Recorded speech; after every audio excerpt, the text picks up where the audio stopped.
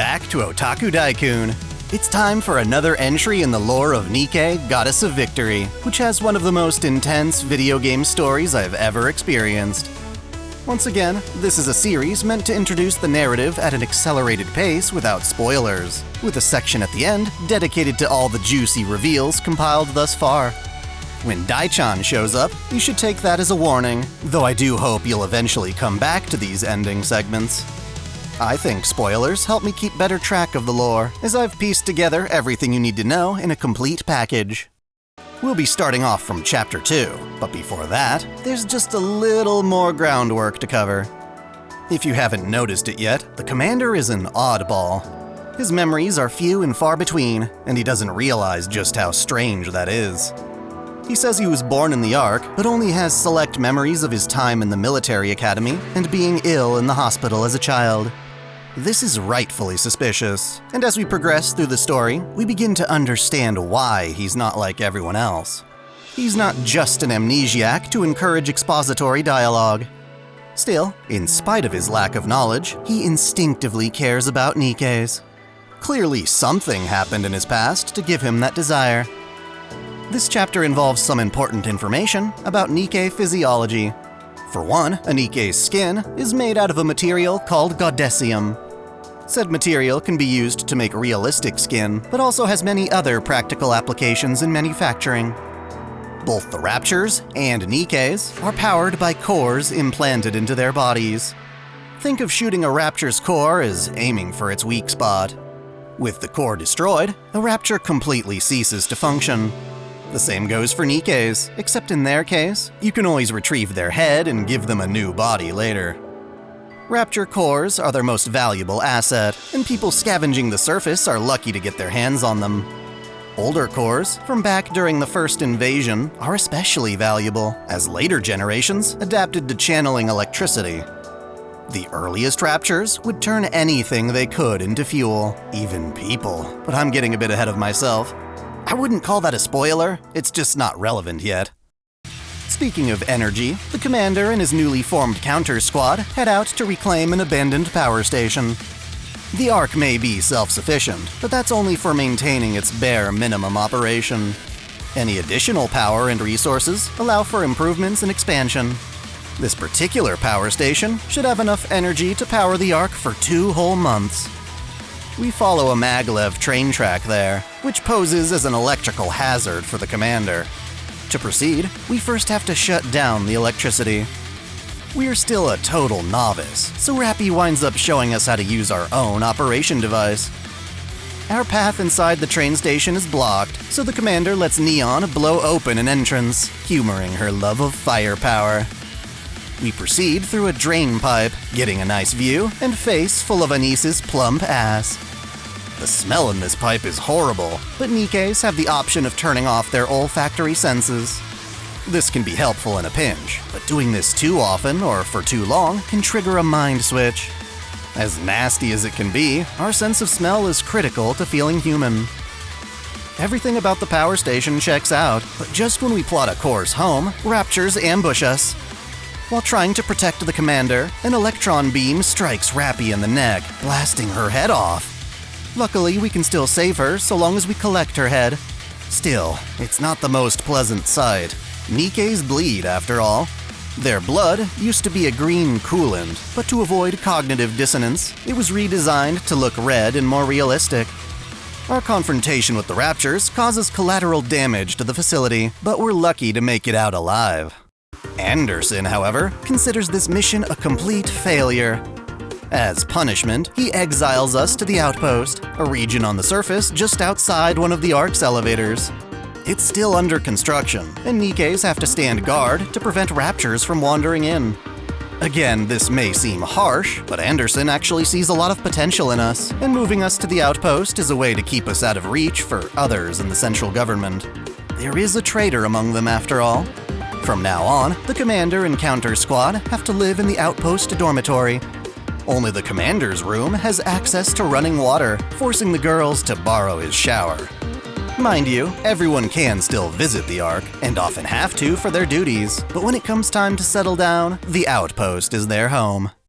While we're at it, I might as well take this chance to mention Mighty Tools, the ARC's premier Nikke construction squad. Its two main members, Litter and Centi, don't really appear much in the main campaign, but they're often the ones responsible for repairing damage to the ARC and Outpost. Let's start with Litter, who I really think should have been called Leader, but for now I'll go with what the dub says. She's a petite girl who, contrary to her appearance, has actually been a Nikke for quite some time, as far back as the Second Surface Reclamation War. This has her speaking like an old lady. You'd think Nikke's bodies would have to age because of mind switching, but that's clearly not the case. She has no problem living in her prime physique for as long as she can. Before working for Mighty Tools, Leader fought as part of a squad under her commander, Josh Hummett. Actually, she was more of a supporter in the rear lines, and was anxious about her first real surface mission. Josh, however, told her under a beautiful hilltop sunset that they'd all come back alive and celebrate. To memorialize people who died in the First Reclamation War, the ARC held a Festival of Harmony event that showed off authentic flowers and trees grown underground. Josh invited Litter to go see the flowers with him before their mission, during which he gifted her a pocket watch. I'm sure you guys see where this is going. That surface operation ended horribly, with Litter being the only survivor in her unit. She completed the mission on her own, but had no one to celebrate with. Josh died protecting her, and yet she saw how people forgot about him, or only remembered him through baseless rumors. Litter began to value leaving behind a legacy, so people would cherish her in their memories long after her passing. Nowadays, Litter can always be found with her robot dog Bolt close at hand. She's a total clean freak, ensuring that even the work-in-progress Outpost remains neat at all times. This puts her at odds with Anis, who's a total slob by comparison. Philosophically, Litter sees cleaning as a way of constantly improving one's situation, making the most out of life. She, rather selfishly, tries to force this perspective onto others. Being an architect for Mighty Tools is her ideal job because it entails constructing buildings and training protégé that will persist when she's gone. After all, she figures she can't live forever, expecting her brain to eventually rot away. Thus, she tries to lecture Anis on how to live a fulfilling life, even though in my opinion, you can actually waste a lot of your life cleaning things too much. There's definitely a balance. Centi just so happens to be Litter's apprentice. She's incredibly driven and energetic, hoping to become the queen of architecture. To that end, Centi consults the commander for help after hearing rumors his involvement has helped other Nikkes reach their full potential. From his room at the Outpost, one of the commander's jobs is to advise and provide counseling for other Nikkes. This is where the game's bond system comes from. Despite him not knowing anything about construction or engineering, Centi still wants his input. This is a terrible idea. Rather than rely on her own professional instincts and expertise, Centi blindly follows our suggestions, resulting in disaster. Stuff like accidentally severing a water line and getting into debt to cover the repairs, or ignoring a client's requests to instead build using only the most lavish materials. While we suck at giving her orders, we do manage to teach Centi how to balance her own judgment with the client's requests. When it comes to actually building things, she's a prodigy, but she totally struggles with the administrative side of things, prematurely ordering materials on credit. This causes the commander ever-worsening headaches. Still, Centi's positive attitude and rocking hot design make her one of my favorite Nikkes. It was nice seeing her get a swimsuit last summer. Anyway, back to the main story. Rapi comes to join us after her body is rebuilt. We're glad to see her again, but she insists we stop treating her like a human. It's standard in the ARC for Nikkes to be regarded as tools, and the commander's attempts to befriend them will only hurt him in the long run. Despite her warning, treating Nikkes with dignity is the commander's MO. At the dorm, we get a surprise visit from Syuen, the CEO of Missilis. She's an arrogant brat who demands we bow down and kiss her feet. With the help of her Nikke Yuni, she can force us to do just that. You see, Yuni has the power to disable someone's senses. This works on humans, Nikkes, and raptures. It's meant to be used as part of her job, to capture raptures without destroying them, but in this case, she takes away the strength in our legs, allowing Syuen to step on us. Joke's on you, I'm into that! Rapi, Anise, and Neon want to protect us, but they aren't able to harm humans due to the inhibitors in their brains. Thus, Syuen's one-sided bullying continues with her other Nikke, Mihara. As the other member of her squad, Wardress, Mihara has the ability to swap senses with others. As a demonstration, she swaps her senses with our Nikkes, and allows Syuen to shoot her with a pistol. Rather than feel the pain herself, the counters are the ones who feel it. If only Syuen could feel even a fraction of the pain she inflicts on others. Right now, though, we have no choice but to obey. Syuen intends to have us join Wardress on an off-the-record mission to the surface. Even if the commander accepts this job, he refuses to let his Nikkes be abused. He stands up to Syuen, demanding she apologize. Mihara then swaps her senses with the commander and allows Syuen to shoot her in the abdomen. Enduring the pain, we slowly grab Syuen by the collar and force her to say she's sorry.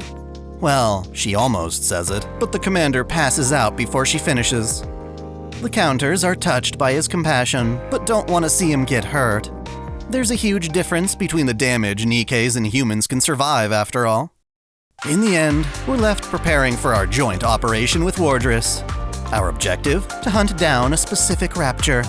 Since this mission isn't authorized by the central government, we can't rely on Shifty as our operator. Yuni and Mihara happen to be an odd bunch, but they're a perfect pair.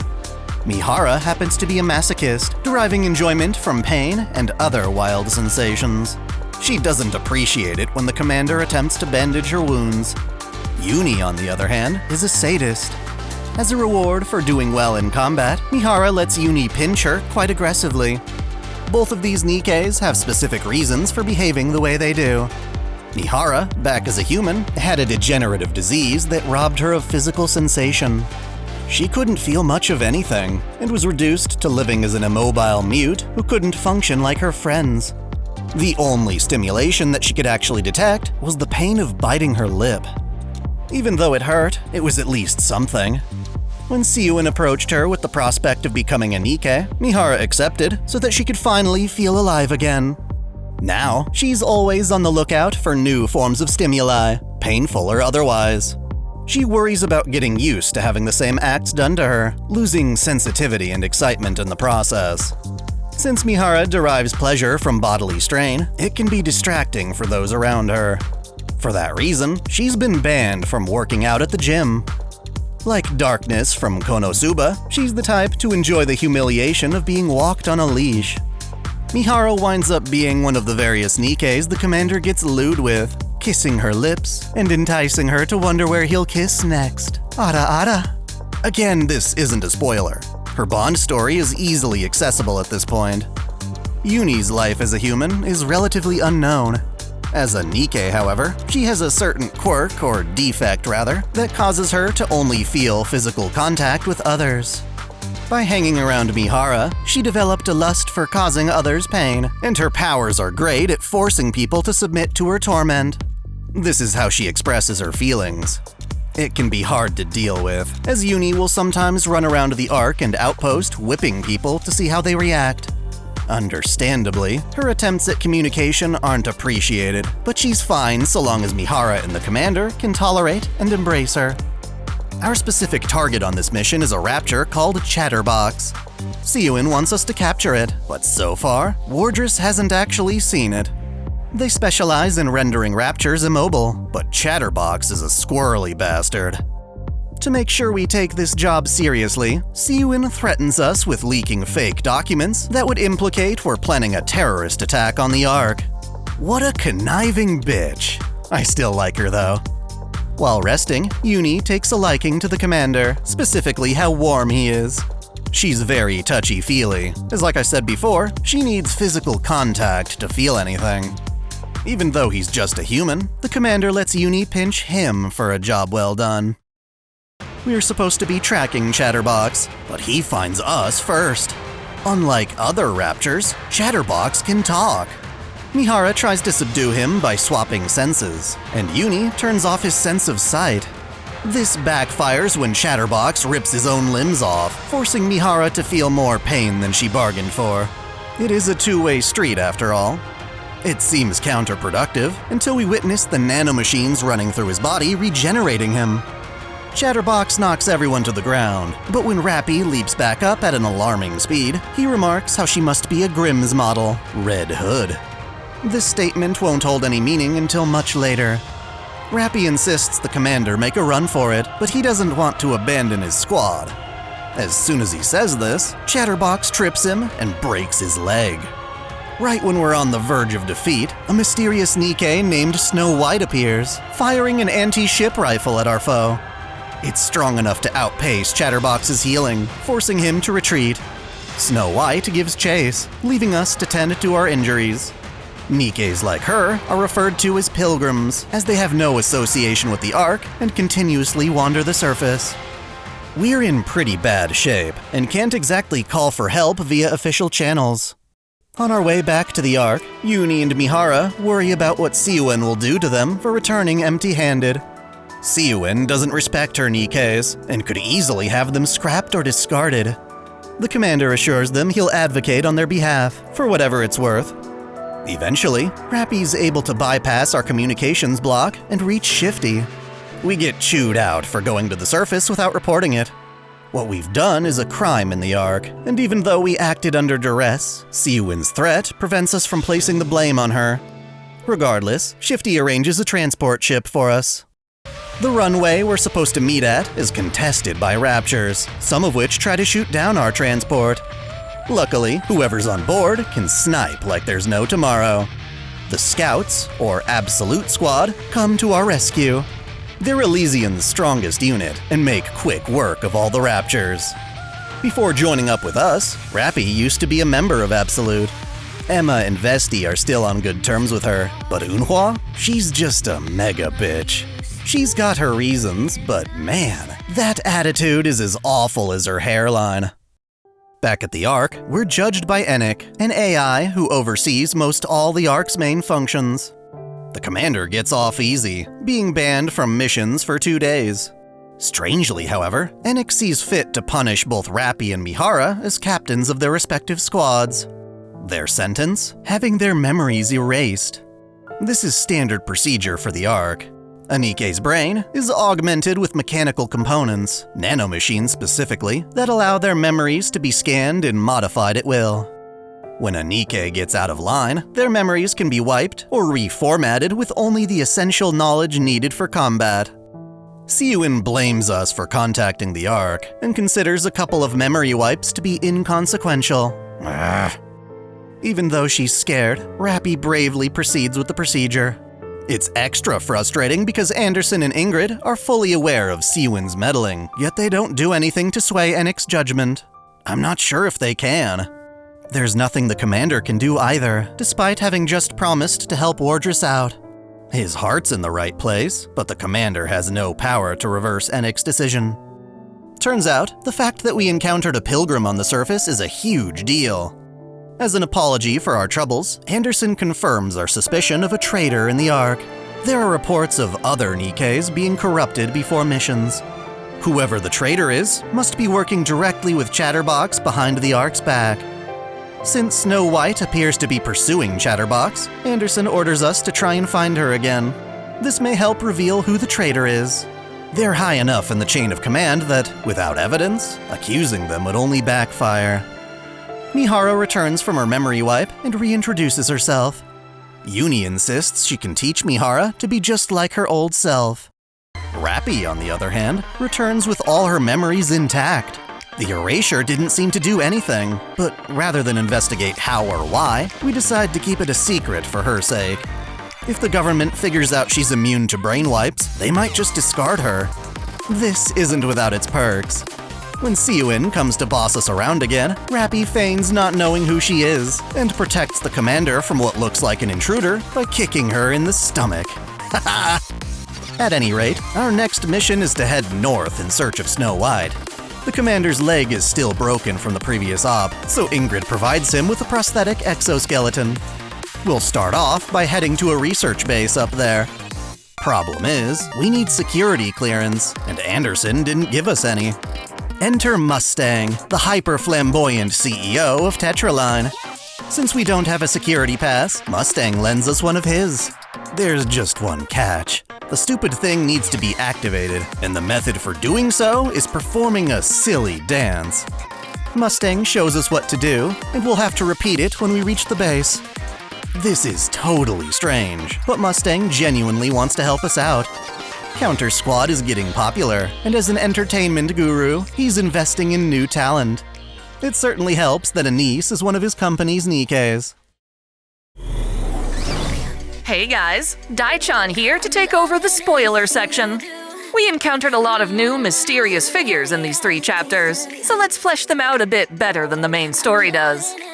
Nissilis is arguably the most technologically proficient company of the big 3.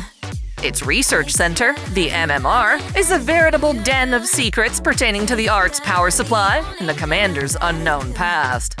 Syuen is human, so she hasn't been the CEO for too long given how young she looks. Even so, she's taken to her job with great renown, creating many successful Nikkes. Her strongest squad happens to be Matisse, whom we'll encounter later. Like them, Syuen also considers Wardress to be her pride and joy.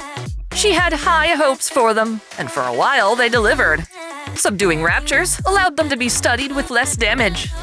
Even so, Syuen wanted greater fame and fortune, demanding Wardress to go hunt down the Talking Rapture Chatterbox. Their failure to do so winds up as a blight on Syuen's reputation. Despite their loyalty, she did nothing to prevent Mihara's memory wipe, saving her own skin at their expense. As for Chatterbox, he's really a one-of-a-kind rapture. His creation is a mystery, but he does claim that the Queen saved him at some point in the past. He's very knowledgeable about older Nikkes like the Grimm series, so I suspect he's been around for quite some time. He's most closely associated with another type of rapture, the heretics, whom I'll bring up later. They too possess regenerative nanomachines. While Nikke refers to the Outpost as a singular location, I imagine there could actually be multiple outposts on the surface, each surrounding a different elevator. That said, I wouldn't be surprised if the Commander's Outpost winds up being the very same land featured in the Overzone event. I can't prove this, but it sure would be poetic. That event tells the story of Snow White and her fellow pilgrims. I won't dive too far into that right now, but Snow White is another of those Grimm's models Chatterbox mentioned, and she fought alongside Red Hood as part of the Goddess Squad way back during the Rapture invasion 100 years ago. She was very different back then, but her desire to protect humanity and defeat the Queen remains the same. Snow White and her squad mates all roam the surface in search of the Queen. While they used to be known as the Goddess Squad, they now call themselves Pioneer. Absolute is a very prominent squad in the game we'll be seeing many times over. The bulk of their backstory wasn't revealed until a more recent event, accompanying their epic glow-up. Various starter Nikkes in the story have been reintroduced as tactical upgrades, which are basically the same character in a new body. I'm not always a fan of the new designs, but they're all superior in Absolute's case. Enikk looks like a Nikke, but she's not one. She's a fully conscious, automatous AI inhabiting a humanoid body. Her judgments are typically consistent, basing her logic from previous cases. However, she'll occasionally make surprising decisions, using her own discretion to ensure the Ark's survival over a sense of justice. Her sister Einkk can be found facilitating the Ark's combat simulator, getting upset when we beat her challenges. I say sister, but again, they're machines. Perhaps Enikk's most controversial action as the Ark's central AI and judge is working with Chatterbox. That's right. We later find out that Enikk is the traitor who corrupted Marion and other Nikkes, sending them to the surface as bait to gather more rapture chow.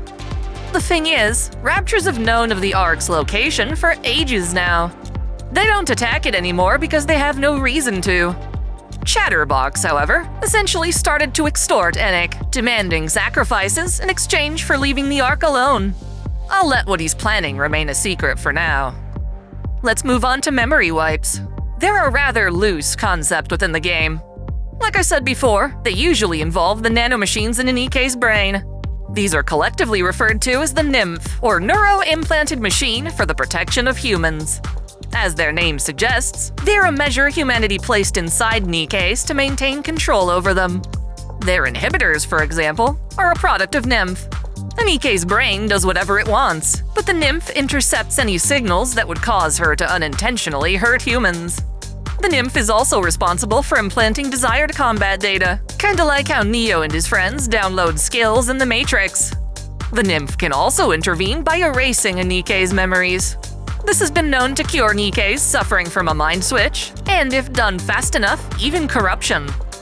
It's worth noting that memory wipes aren't foolproof. Most wipes are merely the process of erasing the NIMPH's backup data, keeping the actual brain intact. There seems to be a separate technology to actually erase someone's memory from the brain directly, but that's pretty rare. Even then, there are cases where Nikkes who've undergone memory wipes still retain vague glimpses of the past they aren't supposed to remember. With the right stimulus or reminder, it's possible for a Nikke to revive such dormant memories. In Rapi's case, the reason her memory wipe didn't do anything was because her brain no longer has any NIMPH.